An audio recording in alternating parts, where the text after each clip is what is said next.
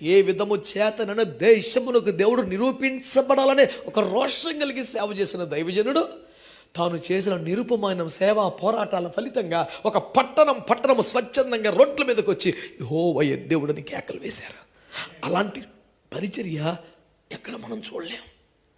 ఇప్పుడు మనమందరం రోడ్ల మీదకి వెళ్ళి జీసస్ ఈజ్ లార్డ్ అని కేకలు వేయచ్చు, కానీ అది మనము కేకలు వేయటంలో పెద్ద విషయం ఏముంది? ఇప్పుడు దేశంలో మనం చేసే పని అదే, దండయాత్రలు చేస్తాం, సువార్తలు చేస్తాం, రోడ్డు బ్లాక్లు చేసుకొని మీటింగ్లు పెట్టగలం, చేసుకొని యేసు ఒక్కడే దేవుడని కేకలు వేయగలం.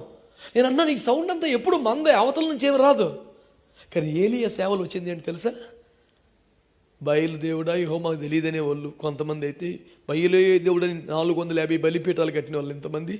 ఈ ప్రజలు స్వచ్ఛందంగా యెహోవా దేవుడని కేకలేశారు.